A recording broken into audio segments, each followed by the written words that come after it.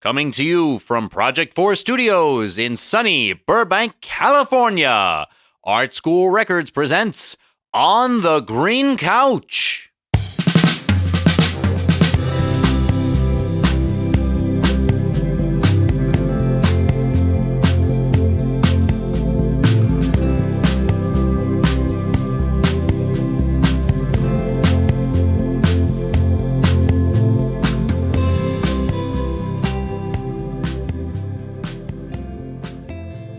Okay.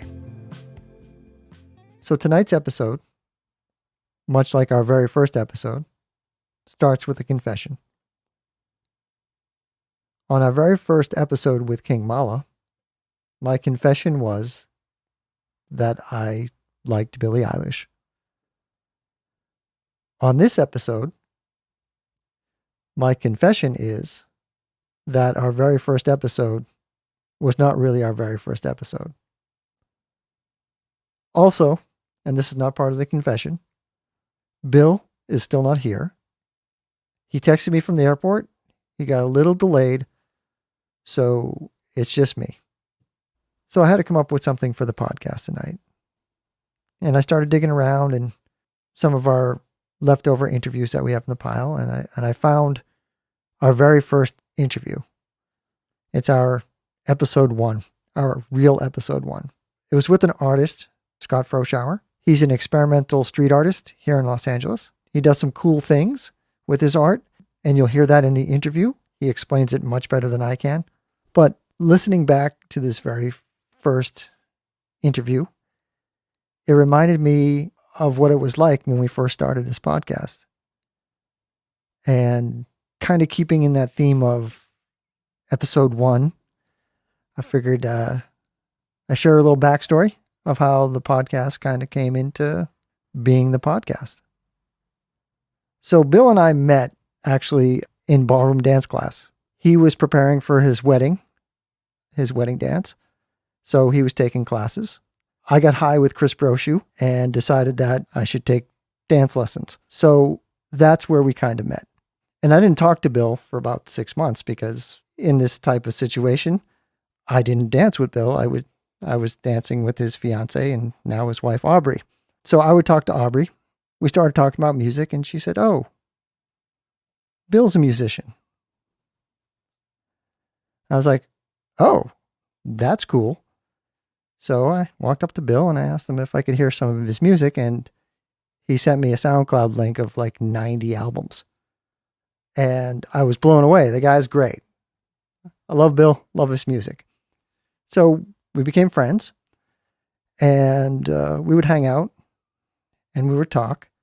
You know, we'd come up here in the studio and we'd just kind of riff back and forth. And one day he just blurts out, "Hey, we should start a podcast."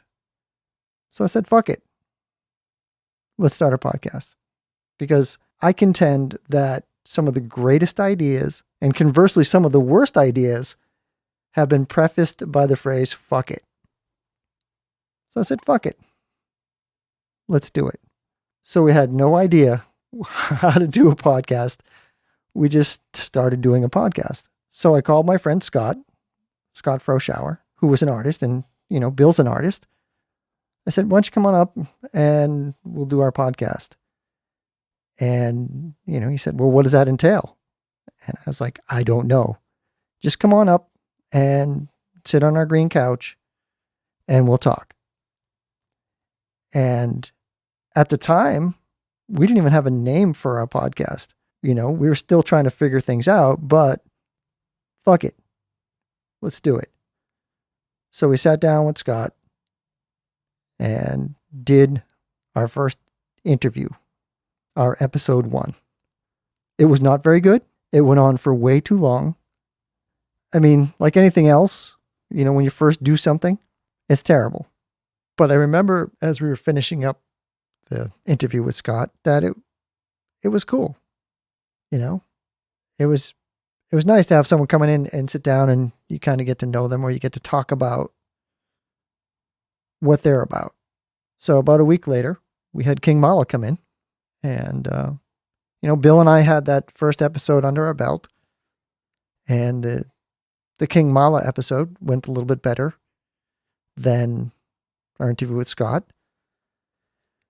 And our next interview kind of went even better than that. So we were getting better and better as the shows were kind of going on. So this very first interview that we did kind of just sat on my hard drive, just kind of waiting to be edited. And it's one of those things that, you know, you just kind of keep pushing it back and keep pushing it back and keep pushing it back. And sometimes it's good to have a little space between those things. You know, sometimes it's good to have a little bit of space between your very first, I don't know, fill in the blank, like as a musician, your very first gig, or writing your very first song. You know, kind of put it away and revisit it. So that's what we did. That, you know, I had to do something for the show. So I went and revisited our very first episode. And I cut it down because it was way too long. And there's a little bit of technical issues here and there, but it's our very beginning. It's our very first episode. So what we're going to do right now is we're going to go to a song by Bill. For those of you who don't know, our intro and outro songs are actually one of Bill's songs called A Song for Simon. And it's off of the Zunkin Sampler EP that you can find on our website, artschoolrecords.com. But we're going to go into a different song off that same EP called Tim 21. And then we will go into our interview with Scott Froschoauer. My name is Tim 21. I am a brother and a son and robot. My father was Dr. named Jen. My dog is Bandit. I am Tim.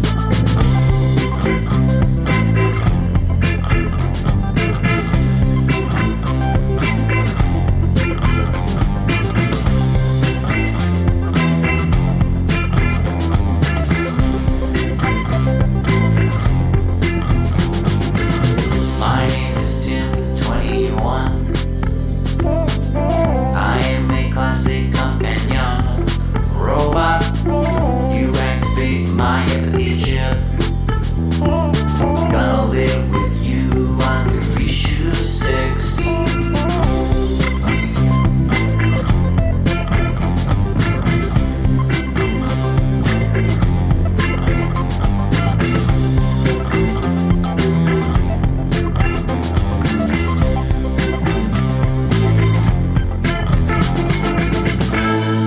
Now on a spaceship, I'm zooming out past the 9 core planets. I'm staying away, I'm zooming through space. I can't wait to be with my family. My name is Tim 21. I am a happy little boy, a robot. And even though I am a machine, I go to bed at night and I hope to dream.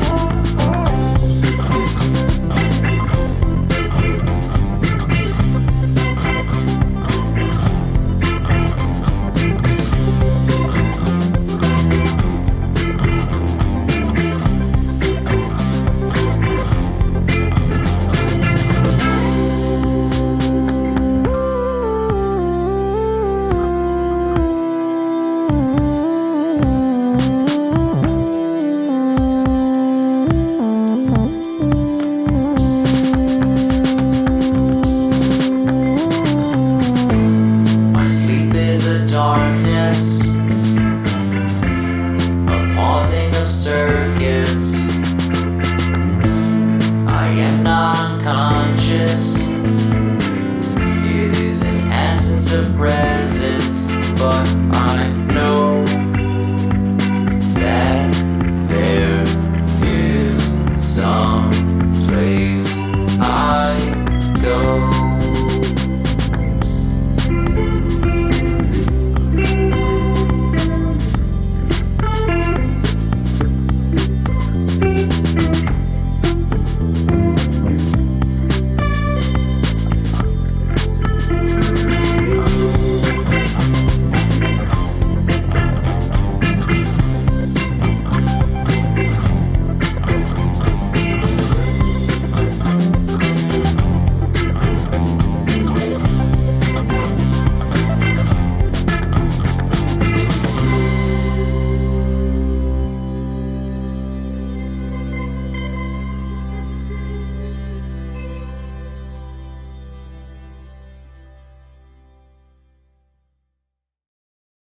yeah. Yeah, I didn't know what we were going to be getting into, so I like brought some books? stuff. Well, yeah, I kind of, yeah.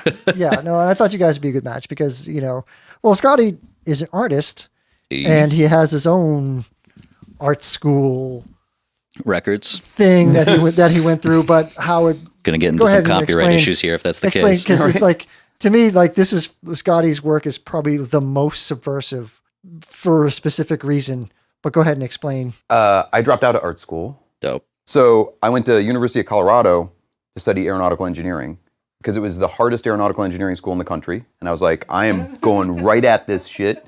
And it was no fun. And then I came to terms with, I'm only doing this to impress my parents.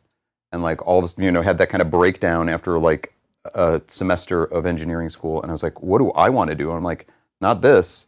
But I ended up getting my degree in linguistics. And linguistics ends up being that's my art school. That's the basis of my whole like comprehension of reality is linguistics. And my best friend's dad was a camera guy, and I carried around a video deck for him. So I got into the film business, came out to LA to be an editor, and became a grip.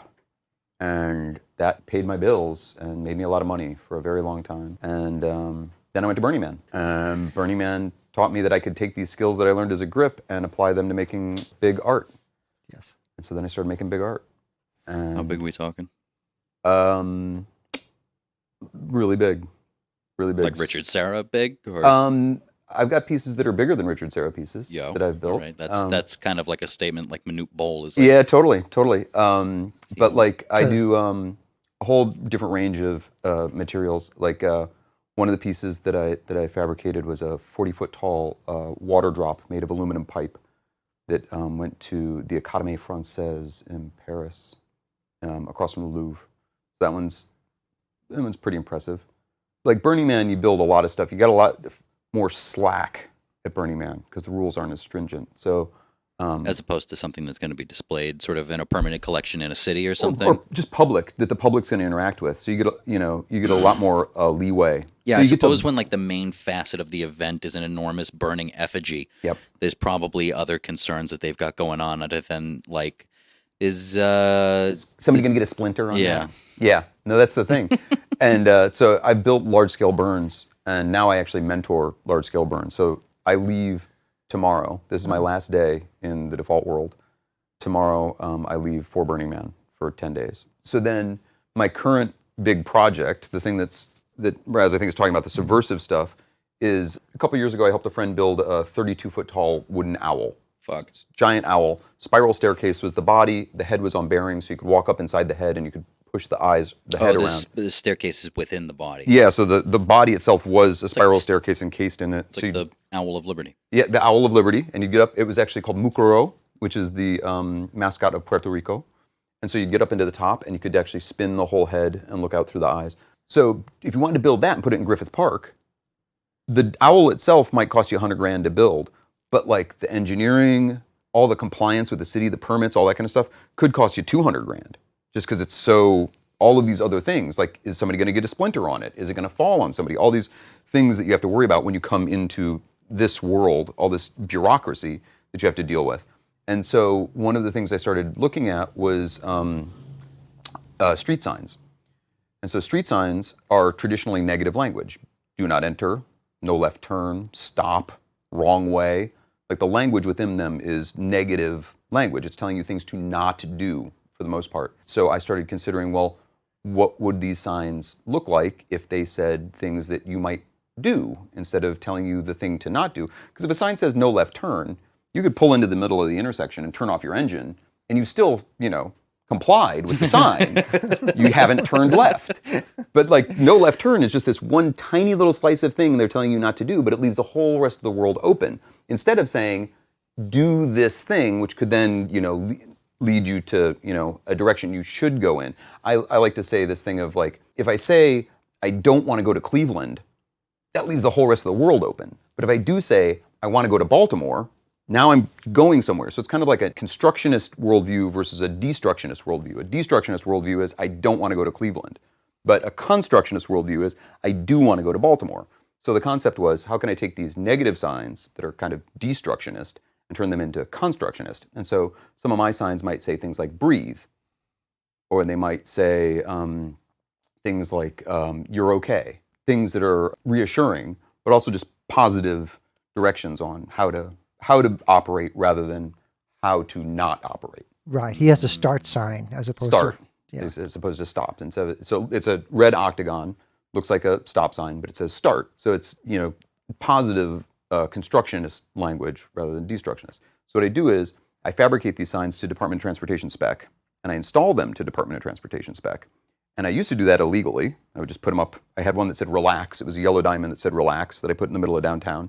It was up for like 6 months before anybody figured it out or got the motivation to take it down. But now I get grants. So now I go to cities and I propose, and cities pay me to install. So like City of Glendale has 20 of them in parks throughout Glendale, Laguna Beach, Newport, tons in Southern California, but then also all over the country. Florida, North Carolina, a bunch in Colorado. Then the pinnacle of that one is the 3 pieces that I had in the Smithsonian for the Art of Burning Man show. And then that show moved from the Smithsonian. It's now at the Cincinnati Museum of Art, and it's going to the Oakland Museum of Art next year.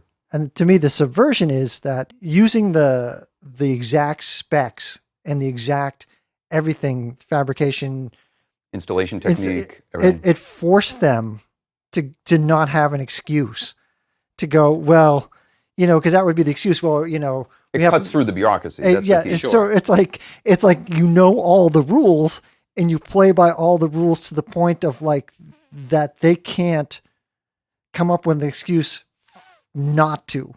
That's it. Yeah, I like to think of it as that they want to do it. That this assists them in the yes, because the key is they've got everything on the positive side of the ledger. Totally. Well, and that's the key is like take the friction to zero, make it zero friction. So it's like they look at it and they say, "Oh, I want that." And you go, "You've got that." You go, "Oh, well, what we have to do is we have to get it through." No, you don't. Oh, well, but then we also have to. No, been and done. You don't. Yeah. Guy. Exactly. Right. Because that's like all the ducks are lined up. Right. Because that's one of the things. It's like as an artist, getting your art, or even just like because that's street art. It is street art. Like a street artist, their work it's street art without being tacky. The way I tend to think of it when people say, "What? Oh, he's a street artist." What does that mean? Means he writes his name in like a bunch of different fonts, makes it look like it's an advertisement, whatever else. Right, but it's temporary. There's a myriad of excuses for it to be like, oh, well, we have to paint over, we have to get rid of it. And that's kind of like that knowledge of the artist knowing that I'm going to put it up and they're going to take it down. That's not subversive in nature. That's just playing the game. Mm-hmm. Subversive game playing is knowing the rules to the point that you can go, yeah, no, you can't take that down because it's up to your specifics. Like just being like a barbarian at the gate doesn't take down Rome. It's Rome destroying itself from the inside that eventually allows the city to burn. As a linguistic theorist in Syracuse, my primary course of understanding was Marxism. So I was a Marxist at university, and that was the whole concept. Was the theme of Marxist philosophy was using the master's tools to disassemble the master's house. And so like that notion of learning the tools so well that you pass. Like I can pass as a DOT engineer. Like I know all of the stuff. So I can. How do you find that out, by the way? When you say like you do these signs to spec, like where is that just like there's probably not like DOT.gov that just says like there's the octagon universal must be X feet wide. The Universal Manual of Traffic Control Systems. It's a federal document. Fucking love and how literal and some of these names are. Yeah, and I'm sure I got the acronym wrong, but it's the UMFTC or something, Traffic Control, Universal Manual of Traffic Control, something. And even to the point of the size of the sign is based on the miles per hour of the viewer. So if you're in a 25 mile an hour zone, your stop sign can be this big. But if you're in, a 55 mile an hour zone coming off a off ramp, then the stop sign has to be bigger. Somewhat larger. So when you see, some of my favorites are do not enter wrong way is usually a combo that you see on freeways on an off ramp where you might possibly turn into it. And so they'll put on either side a big do not enter with a wrong way below it. Mm. And if it's like a main street that's intersecting with that, and that main street might have like a 65 mile an hour speed limit, those signs can be up to like 6 feet across. So they're these kind of they're monumental sculptures of "do not enter, wrong way." And like to me, like when I see them that size, because I work like I do them in people's houses too. So I'll do ones that are fairly small, but then I'll do them, museums and public that are full scale, like 60-mile-an-hour signs. But these like 6 foot by 6 foot "do not enter" signs, I'm just like, oh. That's fucking rad. Yeah, it should just say, "Follow me." Exactly, right? But so the thing is that like they have different vendors that make these things, and so to be a DOT, to make a DOT sign, you just have to follow the guidelines. So you have to use the right materials, which is 080 aircraft aluminum. It has to be the right thickness, and then you have to use engineering grade or diamond grade reflective material, and you're done. Yeah. Because he was even telling me like the paint, because one of the concerns is like, well, what if somebody vandalizes your art that you put up there? Always a concern for any public artist. Right. What if somebody spray paints on, your sculpture or Or something? just civil engineers. I mean, the people who put up the, I don't want to put air quotes around it, but like real signs. Yeah. Well, yeah. So they have that problem. So I just follow their guidelines, which is they have anti-graffiti coatings that you put on it. Right. And so when Easy. they say, "Oh, what do we do if somebody spray paints on it?" I go, "Well, what if you do if somebody spray paints on a stop sign?" They're like, "Oh, well, we've got a team that goes out and cleans it up." I'm like, "Can you get them to run by my sign real quick?" Yeah. Yeah. Yeah. I mean, so that to me is like, that is like the Fitting sneak- into their system. Right. Yeah. I've just been handed a chart. The chart correlates the per capita consumption of mozzarella cheese. It demonstrates clearly that it correlates with civil engineering doctorates awarded between the year 2000 and the year 2009. Oddly enough, the slope of civil engineering doctorates awarded is fairly consistent, but the per capita consumption of mozzarella cheese really spikes in 2007, which one would lead one to believe that would be something to do with pizza. The economy. Yeah, that the economy was doing. That's the 2007 was bad, right? right. Totally. That's what you do. Like I turn to cheese sticks in times of trouble. Right. Right. Cheese is a comfort food. That's an interesting one. See, that would be an even more interesting correlation, right? Would be the per capita consumption of mozzarella cheese versus like gross domestic product or something. Right? Like, or per capita income or something. Is there a way to skew that? Like be the one guy that just like goes to like Milwaukee and buys all the cheese? Well, did you hear about it was Milwaukee already itself bought all of the cheese. Yeah, that's the only city that That's the Milwaukee that made beer famous. yeah, it's the only city that can come to my mind because I've already Green had Bay. Yeah, Green Bay might go through a lot of cheese. Yeah, I don't know. Wisconsin. Yeah, I don't know. But it was the fake mayonnaise, Just Mayo. I don't know if you're familiar with this. Is this Yes. like Veganese? Yes. It's like Veganese, but it's like the more contemporary version, Just Mayo. It's mayonnaise for pussies. It's mayonnaise for vegans. But they got caught. They were sending buyers into Whole Foods to buy the Just Mayo, and they were getting overzealous, and so they were buying out all the Just Mayo in all the Whole Foods and just taking it home and throwing it away. The fuck? Because it was a marketing thing, and they got caught, and all of a sudden it's like they're like, "Oh my God, Just Mayo! They're selling so much." It's like, yeah, no, they. That's an old school record company technique.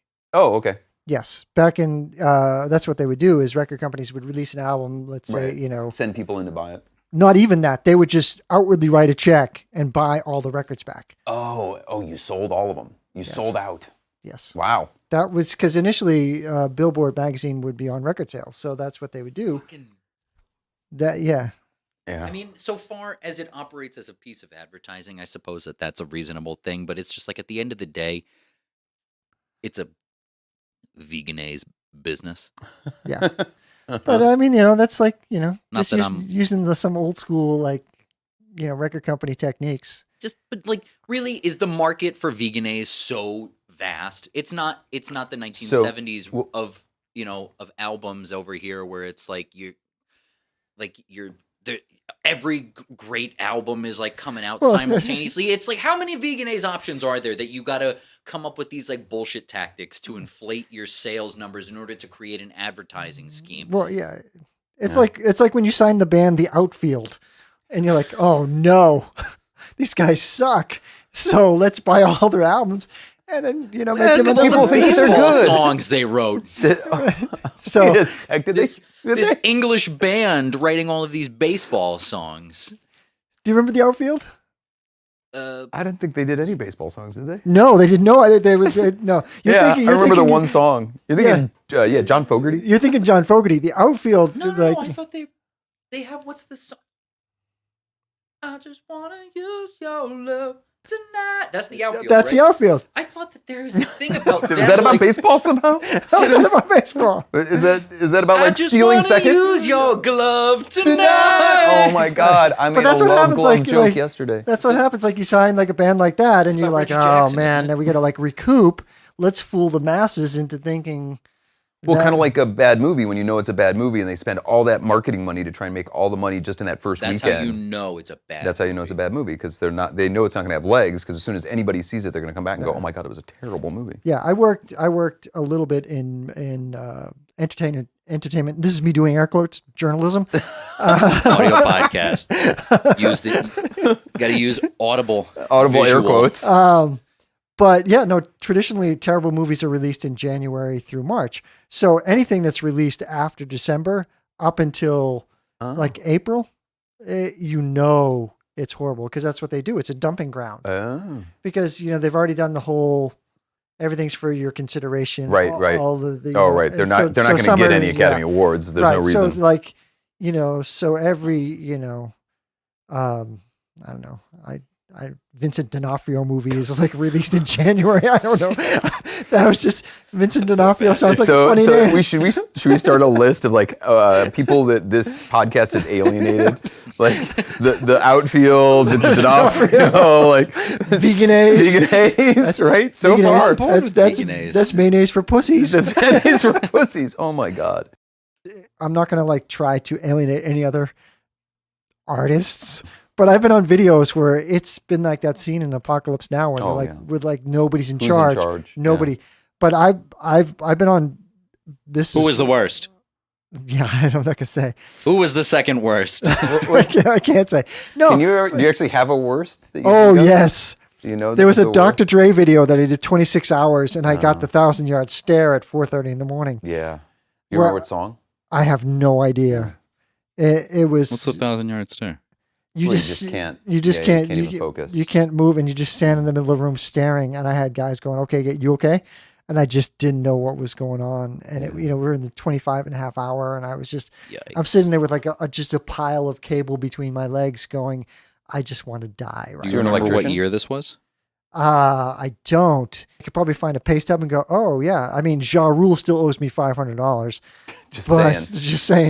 That's the title of this episode. I think Ja Rule still owes me $500. get in line behind the fire festival. No, I have like, no, my friend Tommy back east joined the Kiss Army back in 1976 and paid $5 and never got his patch. Oh, So technically, Paul Stanley owes my friend Tommy $5. right. But it's that same thing. But the Dr. Dre video that was the worst. What else we got? This also has to do with cheese. Oh, Scott, would you please? is this a tell me. recurring theme? So I've just been handed another chart, and it's again, this is just generic cheese per capita cheese consumption. So this is not mozzarella. So Although it But likely now I will includes say- mozzarella. interestingly enough, not even looking at what the correlation is with, there is this same peak in 2007 in per capita cheese consumption that correlates with The mozzarella consumption. And the correlation is with the number of people who died by becoming tangled in their bed sheets. And there is a fairly strong correlation. But oddly enough, being tangled in your bed sheets, it peak bed sheet entanglement was 2008, as opposed to cheese consumption, which was 2007. So I don't know what might have happened in 2008 that people were becoming entangled in their bed sheets. They got fat from eating all the cheese. Is that what that's the repercussions, right? We're Is- seeing That's- so it's delayed a year. from the cheese consumption. Is there a URL that we can see these on? Yeah. So I, will this, I will get an- these from Spurious Correlations. Oh, it's called Spurious Correlations. There you go. We'd like to thank our sponsors. Spurious Correlations, and there'll be a link in the liner notes. Sure. I put these were all business charts that I put up in the background of some of the work Raz had me. I work art department on some of these big monolithic corporations. Like, oh, we're working in Megacorp office. Where's that business chart, And customer? And then they like hand each other, that's Spurious. Age of Miss America as correlated by murders by steam, hot vapors, and hot objects. Yeah. Oh, right. But this circles back to the whole subversiveness, and that's why I thought this would be a good thing because when we were doing these jobs, Bill was working within the parameters, and like I think his cat's in every scene, every shot. Oh, so He you're a would, cat person as well. Yeah, I have a famous cat. he's a famous cat. And I'm wearing a famous cat You guys can on my if you shirt wa- right if you now, wanna- so we already had that. If you we want had to that pump in the common. Instagram of your famous cats, that's fine. My famous cat can be found on Instagram at batcat4 EVER. So like Batman Forever, but it's Batcat Forever. Bat cat forever. With a numeral 4, all one word. Nice. My cat is the Ming Ming Project is the Instagram, and Ming Ming Project currently is stickers and shirts and other swag, and Taking over the world, one cat face at a time. You can help. The next 3 months he'll be on billboards. I'm sorry? I have a contract to put him on billboards in the next 3 months, and I've actually already spoken to LA Metro about putting him on Metro buses. It's not as expensive as you'd think. That's kind of the tagline. Exactly.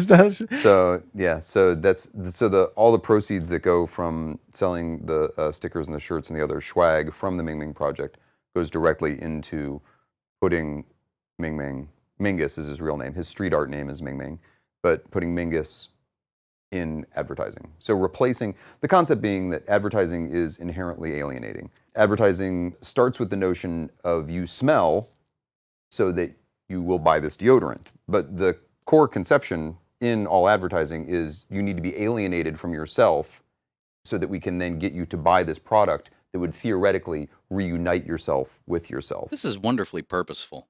Yeah, well, that's the idea. So the idea of Ming Ming is to then replace these alienating, tools with something that's reassuring. And so Ming Ming says things like, keep your paws on the ground, but keep reaching for the stars, as he's dressed in a Yuri Gagarin spacesuit. Catstronaut. But simplifying it to what we're talking about right now is the alienating purpose of marketing. Marketing alienates us from ourselves so that we then feel that we have to buy these products in order to, fulfill that lack that's created by the marketing. My street art, and a lot of street art, I'd say that Shepard Fairey's tapped into that same sort of notion. He comes from, the whole concept of obey comes from, this specific notion of advertising being a tool of control. And so he's trying to subvert that. And then I'm looking at advertising as being an alienating force. And so I'm trying to subvert that. And the only way to subvert it is to just completely replace it. And so that's what the street signs do. The street signs completely replace street signs with non-alienating. So do you feel, how long have you been doing this? Legitly 2014. Okay. 5 years. Shepard Fairey's got to be doing obey thing for a lot longer now. Yeah, he's been doing it for a long time. Yeah. I mean, I've been aware of the Andre the Giant thing at least since before I moved to California, and even then it was like when years he started out on the East he was Coast. in Rhode Island or something, yeah. and so I would like see that shit slapped on boxes in Manhattan or in Boston or whatever, and you ever watch this television show 30 Rock? Yeah, of course. All right, so there's an episode with Steve Martin in it, and he plays Gavin Velour, this reclusive entrepreneur, and he has a bunch of guests over for a dinner party, one of whom is John McEnroe. And John McEnroe, in part playing himself, like Gavin Velour is supposed to have this amazing art collection, and so McEnroe, seated at the dinner table all like aggro, says, "Where's the good art?" I find myself unironically walking around the city saying that now because I see Shepard Fairey's stuff like glossed onto the sides of buildings and it's noticeable because it's so distinct at this point. Like Right. his stuff is like so He has a clearly voice. he's got a specific look voice, that yeah. he totally has, and there's like people taking photos of it and shit, and I'm just kind of like, man, I know like I get instinctively how your work and his work has this sort of like intent behind it, but at a certain point I wonder kind of like how many times can you say your sentence before you have to have a new sentence?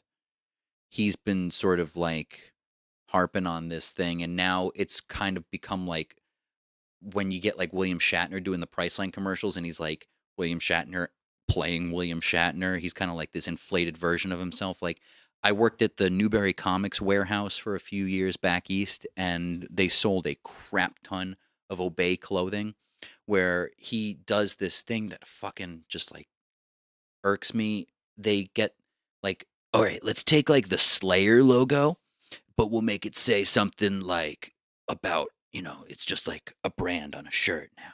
Right. It's not Slayer, but it looks cool. Right. And it's just kind of like, all right, so now you've gone from the guy who's like mocking capitalism to just becoming capitalism, because that's the same thing as anybody who buys one of these fucking t-shirts that just says, brand name Right. across the front of it. Yeah. You're really not adding anything. This isn't constructive. You're not making a necessary product. You're just selling an idea, and not even a particularly helpful one. So that's why I kind of am like, Shepard Fairey, where's the good art? Like, what are you doing with all of your capacity? Yeah, it's tricky. I mean, I think it's really tricky, and I think that it's for myself, I look back to his beginnings with it, and to me, there's a watershed moment for him, and the watershed moment was when he put Andre the Giant's face on this political figure's poster, and he didn't really know what he was doing. He was just like, I've got this Andre the Giant thing, I can put it on a billboard. That's proto-Obey. Yeah, Or yeah, not- exactly. And he's just like, this will be interesting to put somebody's, put Andre the Giant's face on this political figure's face. And he didn't even know who the politician was, and he didn't really know what the repercussions were, and he didn't really have a stance on like, is he trying to say that this guy's a bad guy, or is he trying to get him more publicity? Like he didn't think about the repercussions, right? He just thought, oh, I can do this, so I'm going to do it. And then once he does it, he realizes, oh, he might have either helped to get the guy elected or hurt his chances of getting elected or whatever, but all of a sudden he realizes, oh, my actions have repercussions. And I think that there's this really important watershed moment in that of like going from being a kid of just like goofing off to like my actions have repercussions. And so when I look at his work, I kind of imagine that he's got this recognition of the repercussions of his work, but he's also got this fucking freight train. I mean, he's got a fucking freight train called Obey. Yeah. I mean, it's a freight train. He knows how to drive it, and he's done a fantastic job of turning it into a brand at a time when those brands didn't get invented by dumbasses just making shit up. Like, he's done something that actually does kind of fly in the face. He prototyped this whole concept of brands not being huge corporations, of brands being a dumbass with some stickers. If I'm gonna judge his success or failure, on that count, he's a fucking success. We can now look back and be like, oh, it's just like this, like you said, oh, we're just gonna take Slayer and just do it. It's like, right, but he made that possible.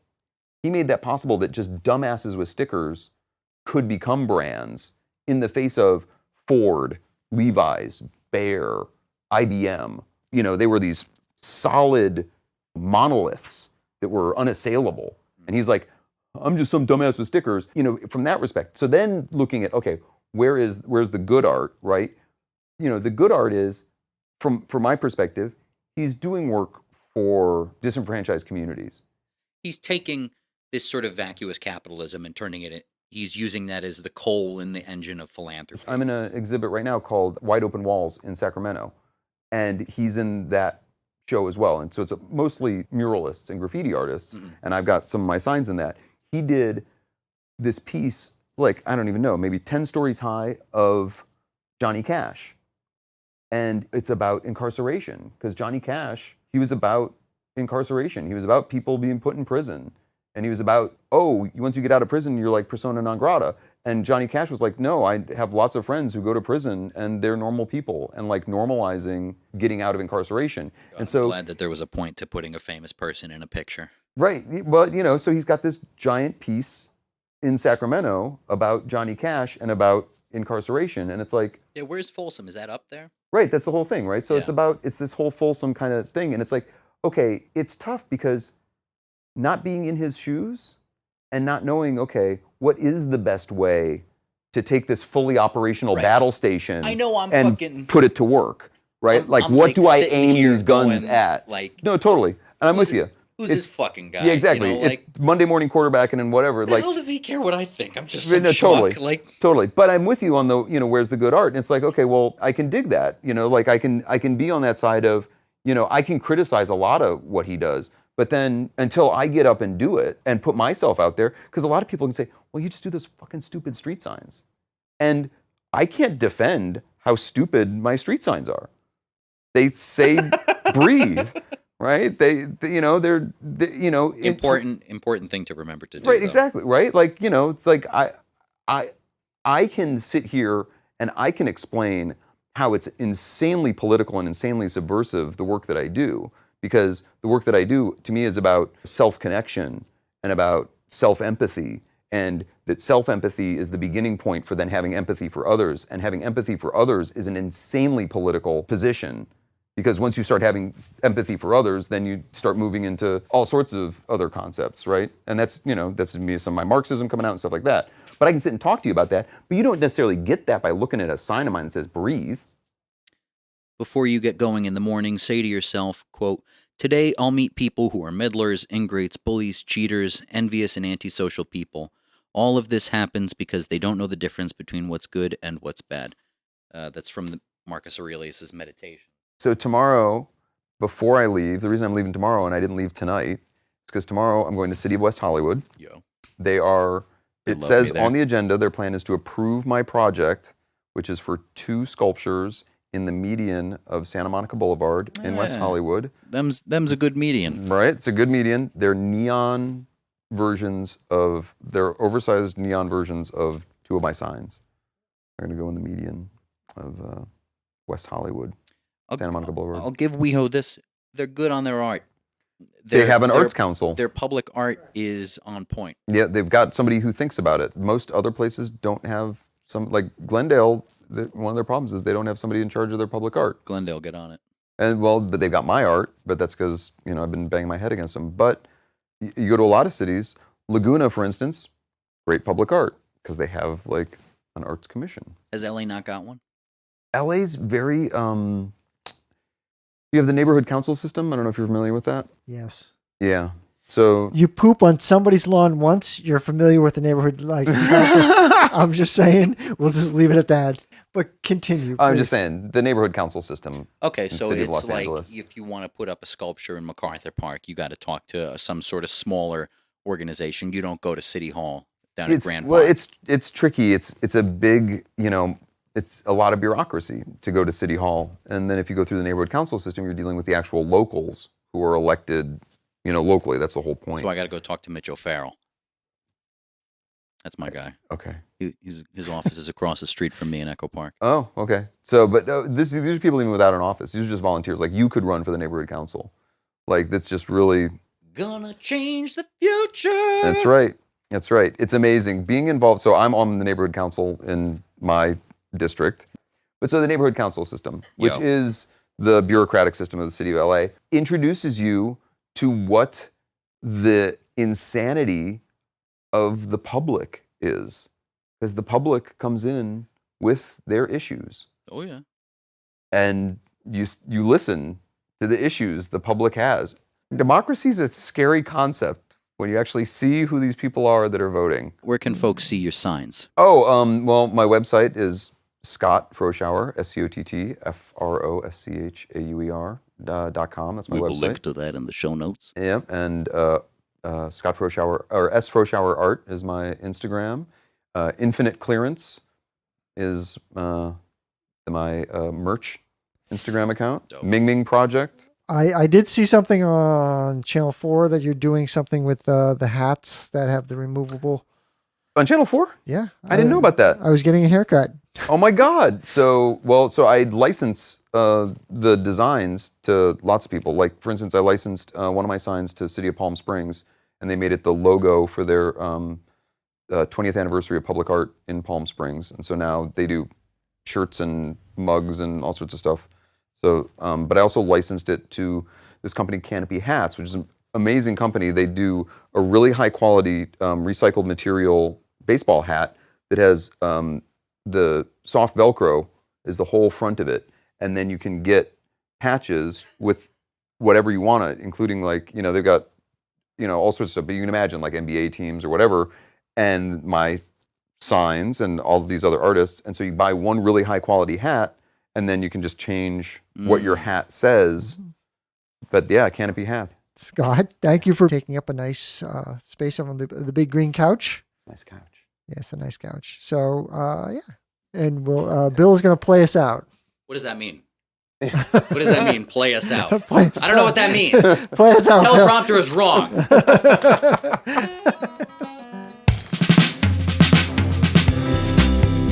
On the Green Couch is a production of ArtSchool Records in conjunction with and recorded at Project 4 Studios in Burbank, California. The show is edited by Raz, with additional production support by Dixie Trussell. Please remember to subscribe, rate, and review us in Apple Podcasts or wherever you get your podcasts. It all goes to helping other people find us. For more information, please visit our forever home on the web at artschoolrecords.com. I'm Bill Zunkin, and thanks for listening.